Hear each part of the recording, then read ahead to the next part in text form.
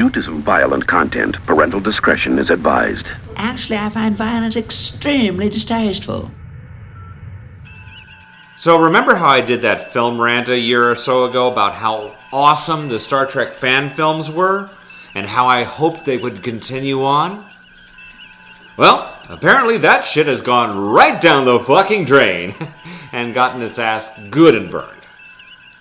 Thanks, Axanar. Enjoy your vitriol, you've earned it. Here's your damn rant show, folks.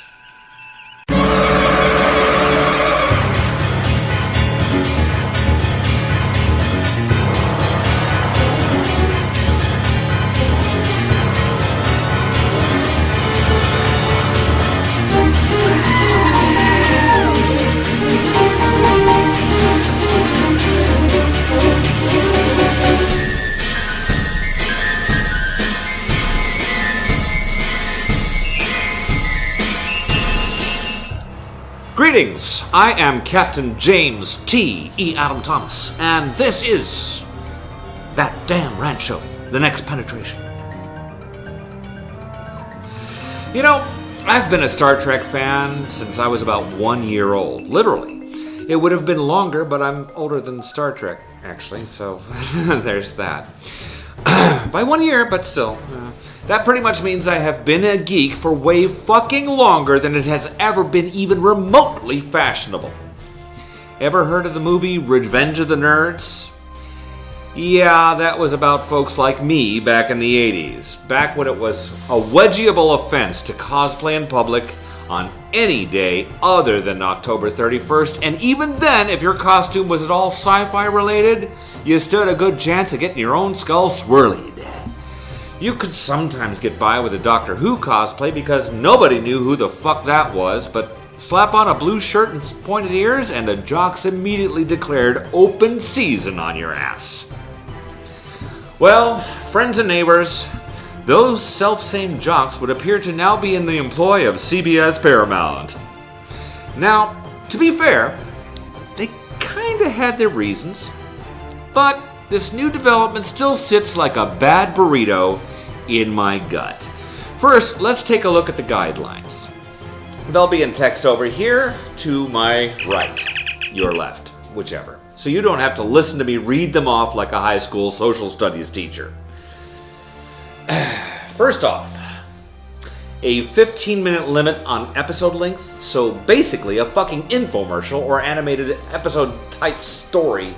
You know, like Adult Swim or something like that. That in and of itself isn't completely horrible, but it doesn't allow for much character development if you're dealing with characters you've created yourself to tell the story.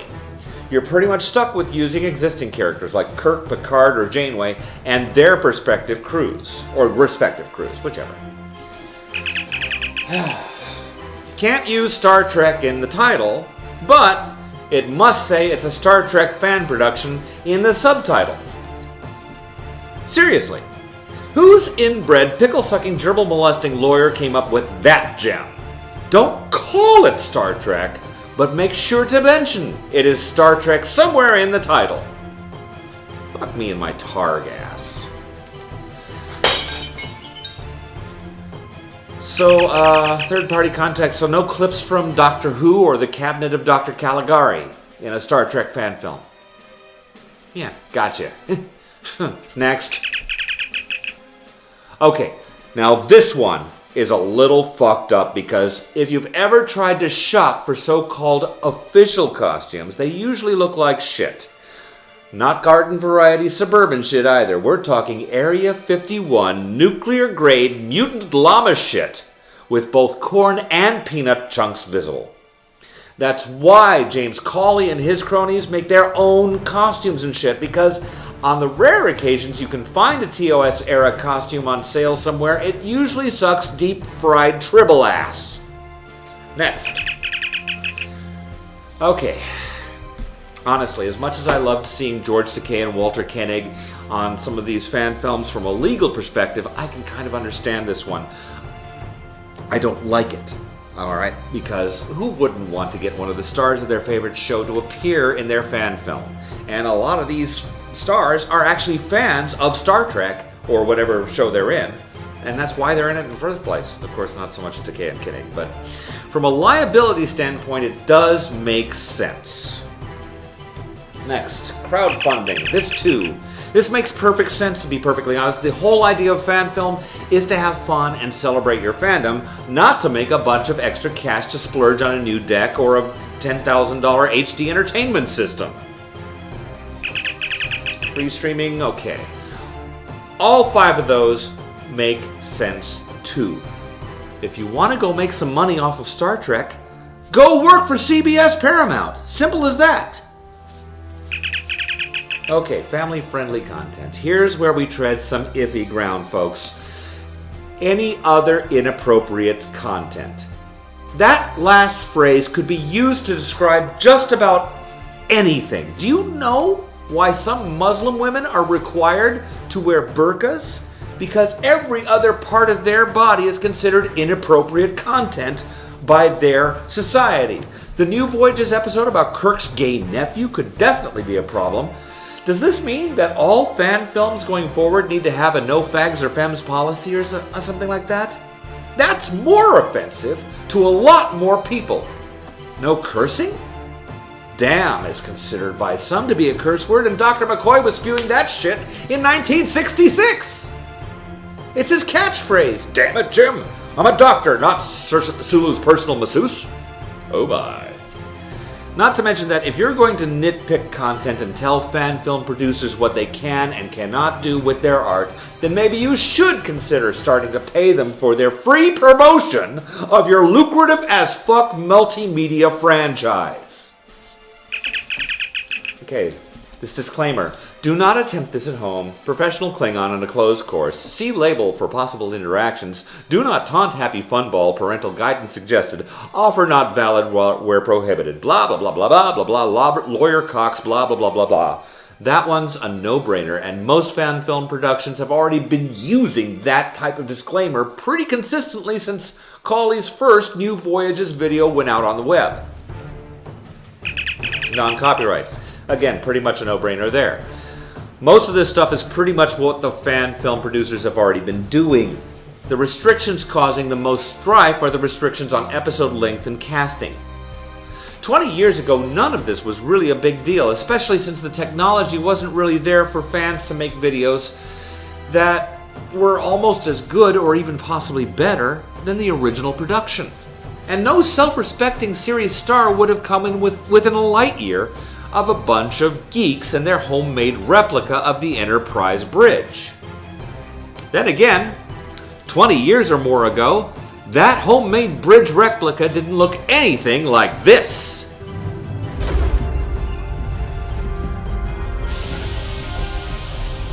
Who are you? Why did you attack us? My name is Alcar Kirill, Adjutant Commander of the 9th Peshian Fleet.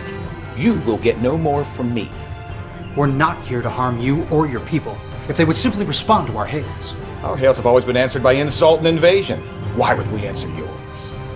So, what is really at the heart of the matter here? What is the big answer? Shields! Shields!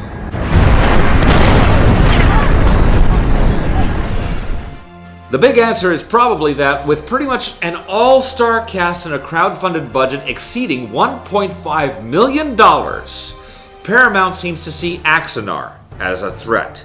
Axanar is a big film set somewhere between Enterprise and the original series, and it's basically intended as a prequel to Whom Gods Destroy, a classic Star Trek episode.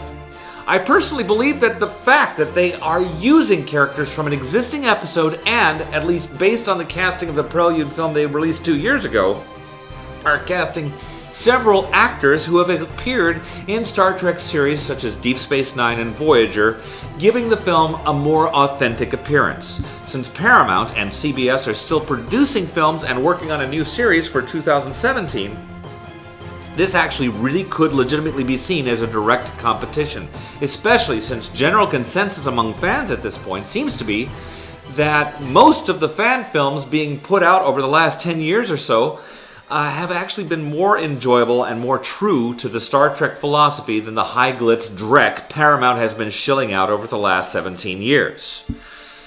this big issue is probably the hype they've been generating. Now, it's put the other fan film productions like Star Trek Continues at risk, and it's completely killed Phase 2/New Voyages. You're probably asking yourself, why does Adam give 3 fucks about this shit?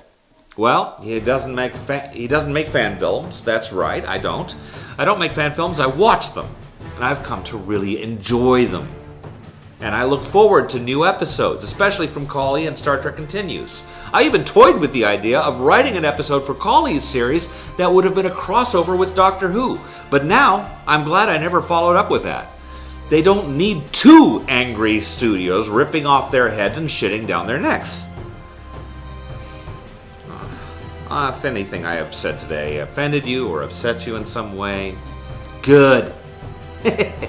If you agree with everything I said, awesome. Either way, let me know by commenting here on this video, looking up that damn ranch show on Facebook, emailing me at boritom@gmail.com, finding me on Twitter, whatever. I really want to hear from you, especially if I pissed you off. Also, quick announcement here. In addition to new episodes of That Damn Ranch Show, I've decided to bring back film rants as well on a more or less alternating basis with That Damn Ranch Show.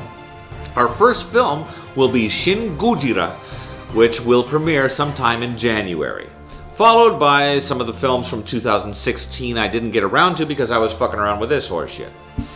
See you soon, Trekkies, or Trekkers, or sad, pathetic losers still sleeping in your folks' basement at 35 years old.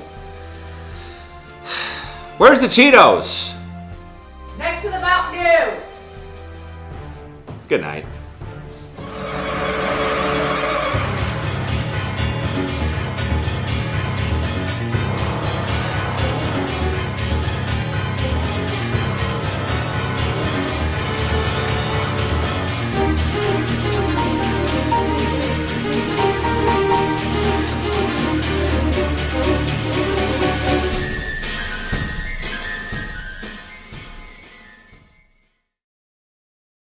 Angry Men Reviews.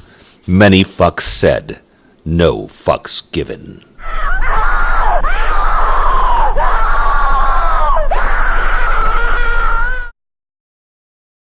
That one can go, and I can pretend that everything I'm saying is on these silly cards. Guess what? They're actually blank. They're props, you know, like phasers and William Shatner. That wasn't out loud, was it? Yes. Oh, shit.